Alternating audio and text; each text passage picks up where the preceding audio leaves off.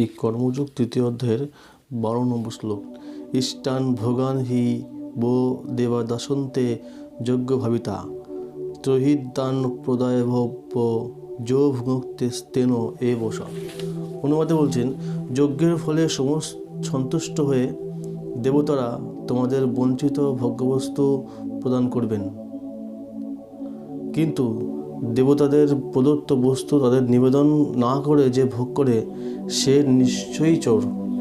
তাৎপর্যে বলছেন, জীবের জীবন ধারণ করার জন্য যা কিছু প্রয়োজন তা সবই ভগবান শ্রীবিষ্ণুর নির্দেশ অনুসারে বিভিন্ন দেবদেবীরা সরবরাহ করছেন। তাই যজ্ঞ অনুষ্ঠান করে এই সমস্ত দেবদেবীদের তুষ্ট করতে শাস্ত্রে নির্দেশ দেওয়া হয়েছে। বেদে বিভিন্ন দেবদেবীর উদ্দেশ্যে বিভিন্ন যজ্ঞ করার নির্দেশ দেওয়া হয়েছে, কিন্তু সমস্ত যজ্ঞের পরম ভোক্তা হচ্ছেন স্বয়ং ভগবান। যাদের ভগবান সম্বন্ধে কোনো ধারণা নেই, যারা অল্প বুদ্ধি সম্পন্ন, বিভিন্ন দেবদেবীর উদ্দেশ্যে তাদের যজ্ঞ অনুষ্ঠান করতে বলা হয়েছে। মানুষেরা যে বিভিন্ন জড়জগতের জড়গুণের দ্বারা প্রভাবিত, সেই অনুসারে বেদে বিভিন্ন ধরনের যজ্ঞ করার নির্দেশ দেওয়া হয়েছে। একইভাবে বিভিন্ন গুণ অনুসারে বিভিন্ন দেবদেবীর পূজা করারও নির্দেশ দেওয়া হয়েছে। যেমন যারা মাংসাশী, তাদের জড়া প্রকৃতির বিভৎসরূপী কালীর পূজা করার নির্দেশ দেওয়া হয়েছে এবং কালীর কাছে পশু বলি দেওয়ার বিধান দেওয়া হয়েছে। কিন্তু যারা সত্যগুণে অধিষ্ঠিত, তাদের নির্দেশ দেওয়া হয়েছে পরমেশ্বর ভগবান শ্রীবিষ্ণুর আরাধনা করতে। সমস্ত যজ্ঞের উদ্দেশ্যই হচ্ছে ধীরে ধীরে জড় স্তর অতিক্রম করে অপ্রাকৃত স্তরে উন্নীত হওয়া। সাধারণ লোকেদের অন্তত পঞ্চমহাযজ্ঞ নামক 5টি যজ্ঞের অনুষ্ঠান করা অবশ্যই কর্তব্য। আমাদের বোঝা উচিত যে মনুষ্য সমাজের যা কিছু প্রয়োজন তা সব কিছুই আসছে ভগবানের প্রতিনিধি বিভিন্ন দেবদেবীর কাছ থেকে। কোনো কিছু তৈরি করার ক্ষমতা আমাদের নেই। কোনো ল্যাবরেটরিতে যতই সায়েন্স ডেভেলপমেন্ট হোক না কেন, কোনো টেকনোলজি খাটিয়ে কোনো ল্যাবরেটরিতে শাকসবজি, ফলমূল, দুধ, চিনি এই সমস্ত তৈরি করার কোনো ক্ষমতা মানুষের নেই। মানব সমাজের নিত্য প্রয়োজনীয় খাদ্য, ফল, মূল, শাক, সবজি, দুধ, চিনি এগুলি কোনোটাই আমরা তৈরি করতে পারি না। তেমনই আবার নিত্য প্রয়োজনীয় জিনিস যেমন উত্তাপ, আলো, বাতাস, জল এইসবও কোনো কারখানায়, কোনো ল্যাবরেটরিতে কোনো সায়েন্স তৈরি করতে পারে না। ভগবানের ইচ্ছার ফলেই সূর্য কিরণ দান করেন, জ্যোৎস্না বিতরণ করেন, বায়ু প্রবাহিত হয়, বৃষ্টির ধারায় ধরণী রসসিক্ত হয়।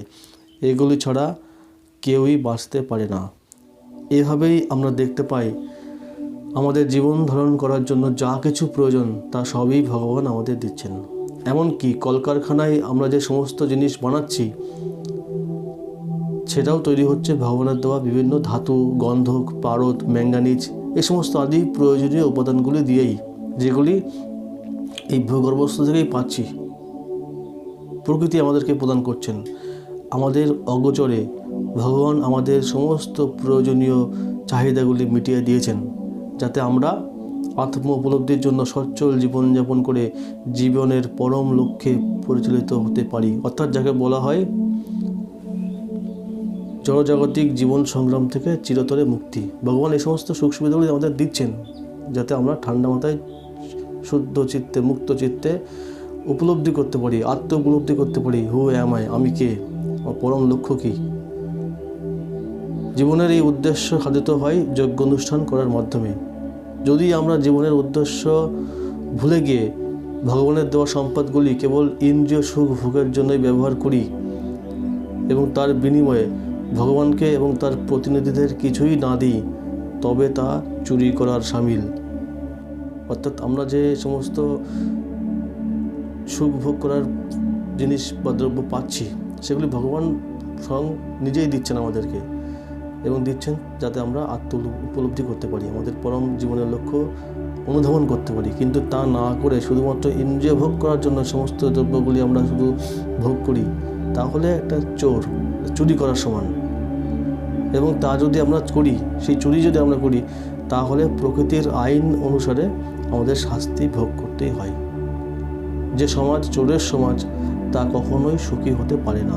কেননা তাদের জীবনের কোনো উদ্দেশ্য নেই, স্থূল জড়বাদী যে সমস্ত চোরেরা ভগবানের সম্পদ চুরি করে জড় জগৎকে ভোগ করতে উন্মত্ত, তাদের জীবনের কোনো উদ্দেশ্য নেই।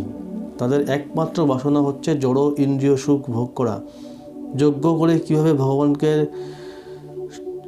তুষ্ট করতে হয়, যজ্ঞ করে কীভাবে ভগবানের ইন্দ্রিয়কে তুষ্ট করতে হয় তা তারা জানে না। শ্রী চৈতন্য মহাপ্রভু সবচাইতে সহজ যজ্ঞ সংকীর্তন যজ্ঞের প্রবর্তন করে গেছেন।